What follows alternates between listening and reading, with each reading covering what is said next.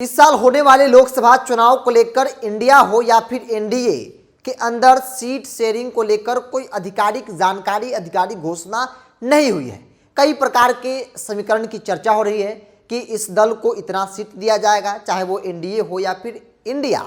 लेकिन इन सब चर्चाओं के बीच एनडीए में जो घटक दल हैं, एनडीए के अंदर जो दल हैं, उनकी ओर से बयानबाजी कई बड़े सवाल को खड़ा कर दे रहा है। सवाल बड़ा है कि क्या एनडीए के अंदर सीट समीकरण पर पेच फंस चुका है, क्योंकि चिराग पासवान की पार्टी की तरफ से अलग बयानबाजी, अलग दावे किए जा रहे हैं, जिसको लेकर चर्चा है कि चिराग खासा नाराज है, भाजपा बहुत ज्यादा चिराग को भाव नहीं दे रही है। लेकिन अब चिराग पासवान के बाद जीतन राम मांझी की पार्टी की तरफ से जो दावे किए गए हैं वो भी बड़ा सवाल खड़ा कर रहा है। देखिए, जीतन राम मांझी ने एक दो नहीं बल्कि दर्जन भर सीटों पर दावा किया है। आपको बता दें कि हिंदुस्तानी अवाम मोर्चा के राष्ट्रीय अध्यक्ष सह बिहार सरकार के SC/ST कल्याण व सूचना प्रौद्योगिकी मंत्री डॉक्टर संतोष कुमार सुमन रविवार को औरंगाबाद पहुंचे थे।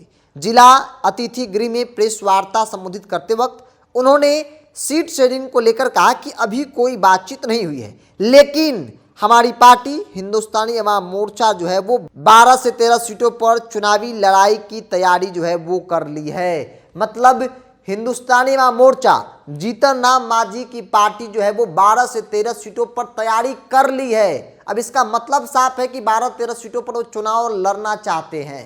हालांकि जो राजनीति को जानते हैं, जो पूरे गणित को समझते हैं, उनका मानना है कि जीतन राम मांझी की पार्टी को एक सीट भी मिल जाए तो एनडीए भारतीय जनता पार्टी जो है वो उदारता दिखाएगी, क्योंकि इनके पास जो वोट होने चाहिए, जो दावे किए आते हैं, वो दावे खोखले कई बार साबित हुए हैं। ये सहयोगी दल का वोट तो ले लेते हैं, लेकिन अपना vote bank, Manjhi vote bank जो है वो ट्रांसफर नहीं करा पाते हैं, जिनके साथ इनकी दोस्ती होती है, गठबंधन होता है। लेकिन अब एक तरफ एनडीए के अंदर जहां चर्चा चिराग पासवान को लेकर हो रही थी और कहा जा रहा था कि चिराग नाराज है, चिराग के मन मुताबिक सीटें नहीं दी जा रही है। चिराग चाहते हैं कि 5 से 6 लोकसभा, जिसमें एक हाजीपुर भी होना चाहिए, वो हमको मिले। चूंकि रामविलास पासवान का लड़का हूं, रामविलास पासवान की विरासत मेरे पास है, चाचा को नहीं मिलनी चाहिए।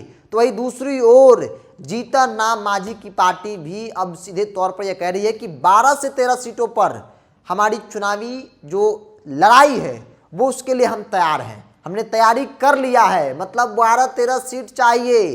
दबे जुबान में जीतन राम मांझी के बेटे और पार्टी के राष्ट्रीय अध्यक्ष संतोष कुमार सुमन का मानना है कि 12 से 13 सीटों पर वो चुनाव की तैयारी जो है वो उन्होंने कर ली है। टिकट मिलेगा, उम्मीदवार उतार देंगे। तो एनडीए के अंदर सीट शेयरिंग पर मामला जो है वो फंसता नजर आ रहा है, पेच फंसता नजर आ रहा है, क्योंकि चिराग पासवान के बाद अब जीतन राम मांझी की पार्टी की तरफ से भी सीधे तौर पर दबे जुबान में 12 से 13 सीटों का जो है वो ताल ठोका गया है। अब देखने वाली बात होगी कि आगे कैसे भाजपा जो है वो चीज़ों को मैनेज करती है, क्योंकि भाजपा को सब कुछ देखना है। उपेंद्र कुशवाहा है, हालांकि उपेंद्र कुशवाहा की पार्टी साइलेंट है, वो कोई बयानबाजी नहीं कर रही है, लेकिन उनके अंदर जो लोग हैं, उनके साथ जो लोग काम करते हैं, जो आड़े सूत्र हैं, वो कहते हैं कि उपेंद्र कुशवाहा को जो वादे किए गए थे पहले, वो आज भी उतनी सीटें भाजपा देने को तैयार है। मतलब 2 सीटें उपेंद्र कुशवाहा की पार्टी को मिलेगी, चिराग पासवान को भी 2 से 3 सीटें मिलेगी, पशुपति कुमार पारस की पार्टी को भी 2 से 3 सीटें जो है संभवतः मिल सकती है। इसके अलावा जीतन मांझी की पार्टी को 1 मिलेगी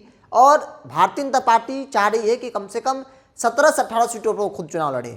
जनता दल यू नीतीश कुमार की इच्छा है कि भाई 1-2 लोकसभा सीट हम छोड़ देंगे, लेकिन विधानसभा सीट में हमको 100 से प्लस विधायक जिताने हैं जेडीयू के सिंबल पर। तो ऐसे में उस हिसाब से टिकट भी हमको मिलना चाहिए। तो ये गणित जो है एनडीए के अंदर बनता दिख रहा है, लेकिन जो बयानबाजी है उस बयानबाजी के आधार पर यह देखा जा रहा है और मेरे लिए कहना आसान हो गया है कि एनडीए के अंदर सीट शेयरिंग को लेकर जो है वो पेच बिल्कुल ही फंस चुका है। और यही बड़ी वजह है जो भारतीय जनता पार्टी तय नहीं कर पा रही है कि आखिर किसे मनाया जाए और किसे रूठाया जाए, किसे रूठने के लिए छोड़ दिया जाए। बहरहाल आपकी क्या राय है, आप अपनी राय कमेंट बॉक्स में रखिए। अगर आप मेरे चैनल को यूट्यूब पर देख रहे हैं तो सब्सक्राइब कर लीजिए, फेसबुक पर देख रहे हैं तो पेज को लाइक और फॉलो कर लीजिए।